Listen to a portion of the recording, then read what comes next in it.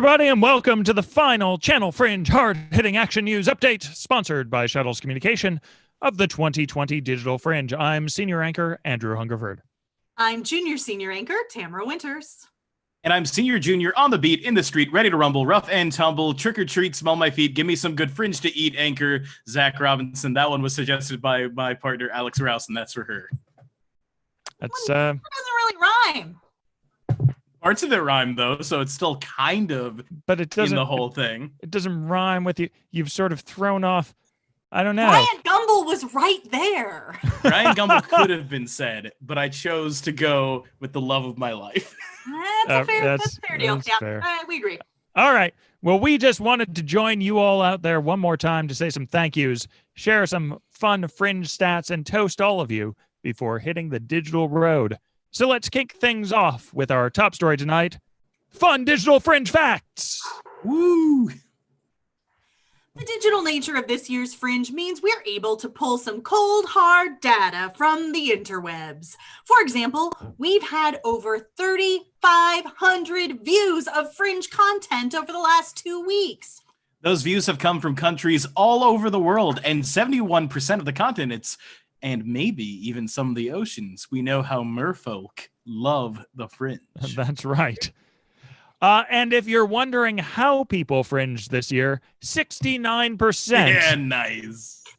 watched from computers. 21% of you watched from tablets. About 8% of you watched from... Andrew's name just went up, so I couldn't see it. About 8% of you watched from phones. And 1% made a valiant attempt to watch on your TV. Good effort, 1%. All told, our digital Fringe probably ended up being about a quarter the size of an in-person Fringe, which we think is not too shabby. Plus, since this was our first digital Fringe ever, it means that every single one of these numbers is a brand new record! So, as we sum up our record-breaking Fringe, that brings us to our second top story tonight. Thank you. First, we'd like to thank all of our sponsors who've made this whole crazy shenanigan possible. Starting with our digital venue sponsors: Henrietta Barlag, Esper Tovar, Patrick Cusick, Mark Bender, Ross Royce, Greg Shaper, Randy and Susanna Waterhouse. Ooh, we had an extra A in there. Sorry, Randy and Susanna, we love you. I'll send you a note. And Mary Rita Dominic and Bonnie Goose. We'd also like to thank our Bar Series sponsor, Joe Mock, and the Real Pro Team, a.k.a. Papa Fringe. And we'd like to thank our Fringe HQ sponsor, Jeff Hungerford. And our Fringe Tech sponsors, Bob and Sue Trusty. As well as our visual Fringe sponsor, Cincinnati Creative. And, of course, our season sponsors, the Ohio Arts Council, the Greater Cincinnati Foundation, the Carol Ann and Ralph V. Hale Jr. U.S. Bank Foundation, David C. Harriman, and the thousands of individuals and organizations who give annually to the Archwave Community Campaign. And a big thank you to Travis McElroy for being our digital face of the Fringe, a.k.a. the Pixelroy. And we must give a special thank you to the staff and community members who have been staffing our hydration station for protesters over the last few weeks. I totally skipped! That broke my brain for a second. Yeah, boy, oh boy. I was like, this line is not what goes with this one. It's the last night, everybody. Folks. Woo! All right, skipping that. We'll get there, folks. We'll get there. Just a preview. Normally each year, we give out a special award to a volunteer who went above and beyond. This year, we had 2. Which means they went especially above and beyond. First, our talkback venue tech, Scott Slusher. And our amazing talkback producer, Kate Coley, who watched all the shows, came up with all the questions, and hosted the talkbacks with a plum. Really? I think that Scott is more of like a peach. Not a plum. Oh, we get it, Zach. We get it.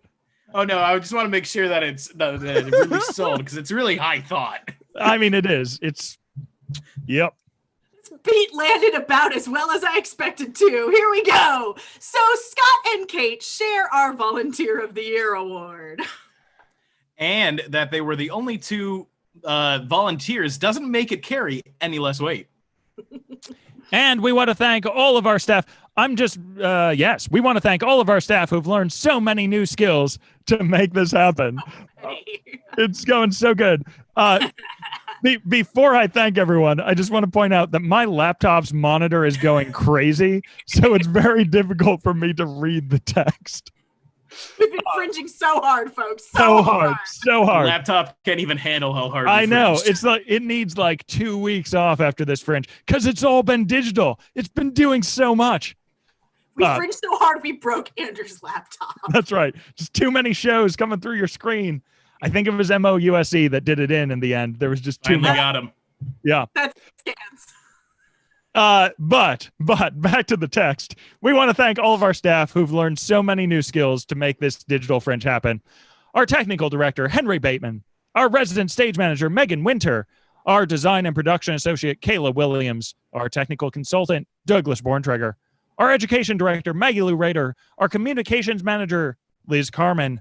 Our managing director, Jackson Short. And of course, on screen with me here, our artist and community relations manager, Zach Robinson. And our associate artistic director, Tamara Winters.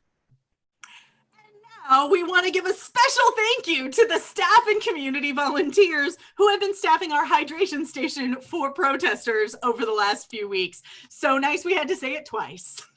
We want to thank all of the critics who took time to watch and review our shows. We want to thank all of the audiences who have spent time with us over the last few weeks. And we want to thank all of the artists who have used their talent and creativity and skill to pivot to presenting work in such an unusual way. Speaking of artists and audiences, we sent out a quick survey last night, and we do have a special surprise announcement for everyone. Extensions! That's right. While we're wrapping up our nightly Fringe programming tonight, thanks to popular demand and artist enthusiasm, nearly every show in the lineup has agreed to extend availability for an additional week. So, if you've missed shows in the milieu of the world right now, you've got 7 more days to buy tickets, watch shows, and get those artists more money. That means shows will go offline on June 20th at midnight, except for the encores, which will stick around for an additional week until the 27th. Ooh. There was a slight interruption in viewing services this evening as we made adjustments in the system, but after that, everything should be smooth sailing.